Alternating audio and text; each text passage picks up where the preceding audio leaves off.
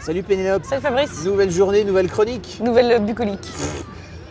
De quoi tu parles aujourd'hui? Je parle d'une série de BD qui n'est pas du tout une nouveauté. Ah. Mais je me suis dit quand même ce serait bien d'en parler parce que c'est vraiment très très bien. Et après tout, on n'est pas obligé de parler que de trucs tout frais. Donc oui. voilà, c'est une très très bonne série qui s'appelle Invincible.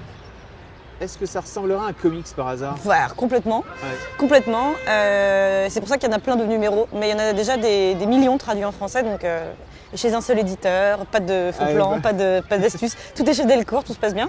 Et le scénariste de cette série, c'est Robert Kirkman. Je ne vois pas qui c'est.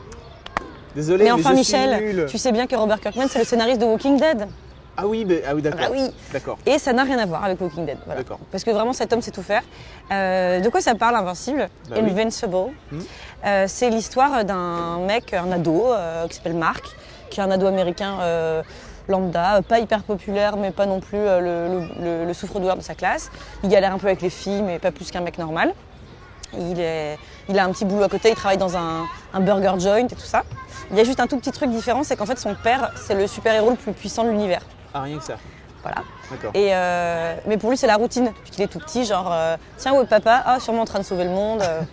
Et sa mère, le soir, elle finit de préparer à bouffer, elle dit qu'est-ce que t'as fait, chérie, aujourd'hui? Et le père, il dit bon, j'ai empêché une attaque nucléaire et j'ai éradiqué un vaisseau spatial d'aliens qui voulait envahir le monde. Elle fait ok, quelqu'un veut de la purée, enfin voilà, c'est normal. Mais son père l'avait prévenu, lui avait dit tu sais, quand va venir la puberté, mon fils, il va se passer plein de choses bizarres dans ton corps. Tu vas avoir des poils qui poussent, tu vas changer de regard sur les femmes.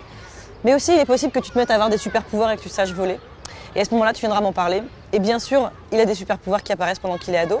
Donc d'un côté, c'est trop cool, parce que il vole, il fait des trucs chouettes. Mais d'un autre, il se dit bon, du coup, je vais être obligé moi aussi d'aller sauver le monde en binôme avec mon père.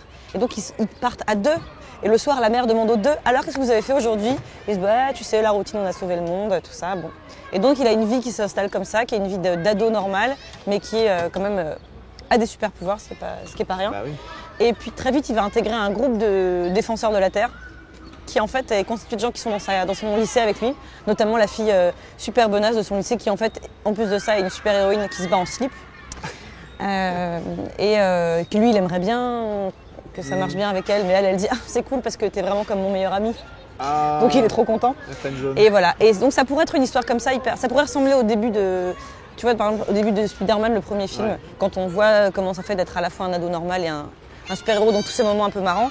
Mais en fait, Invincible, c'est un petit peu mieux que ça, parce que au tout début de l'histoire, on se dit ah oui d'accord, j'ai compris comment ça allait marcher, c'est bien, oui d'accord, je vois le genre. Et en fait, bim bam, le tome 2, coup de théâtre de Maboule, tome 3, coup de théâtre de gros déglingo. En fait, ça rappelle un petit peu le début d'une lecture de Walking Dead.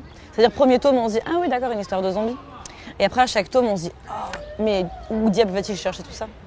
Et ben c'est pareil. Et en plus, c'est super drôle parce que c'est plein de petits clins d'œil aux super-héros. En fait, c'est marrant, on dirait que c'est un truc écrit. C'est des super-héros écrits par quelqu'un qui a voulu faire, pas une parodie, mais une espèce de version un peu marrante des histoires de super-héros. Donc, tu as plein de petits clins d'œil plus ou moins référencés. Par exemple, il y a plein de trucs qui font penser. Enfin, il y a des petits clins d'œil à Watchmen, il y a des petits clins d'œil à Star Trek, tout ça. Et puis, il y a aussi des petits clins d'œil au monde des comics parce qu'évidemment, lui, c'est un gros nerd qui lit des comics. Et du coup, par exemple, il va rencontrer un auteur de comics à un moment. Et il lui dit et vous avez des astuces pour sortir des comics aussi fréquemment parce que vous sortez quand même un volume par mois. Et le mec il lui dit ouais, par exemple, il y a un truc que je fais souvent, c'est réutiliser le même dessin dans toutes les cases et puis je me fais pas chier et comme ça rajoute de l'intensité dramatique et pour moi c'est plus facile. Et il lui dit et ça marche ça? Et il dit ouais. Et là il y a 3 cases d'affilée où il se passe rien et il dit ouais. Et voilà, je trouve que c'est une super série de comics pour les gens qui lisent pas de comics d'habitude. Parce que ça a tous les codes des super-héros, mais sans être... C'est pas comme se dire, allez, je vais commencer à lire X-Men Origins, quoi. Où tu te dis, cool, j'en ai pour 950 tomes pour comprendre. Non, c'est vraiment cool. Et puis ça a le petit côté un peu vie quotidienne des super-héros que j'aime bien. Et puis c'est drôle et c'est plein de clins d'œil. C'est super chouette, c'est très bien écrit. Vraiment, ce monsieur écrit très bien. Tout ce qu'il fait est bien. Voilà. Invincible, 250 000 tomes traduits chez Delcourt. Merci Pénélope.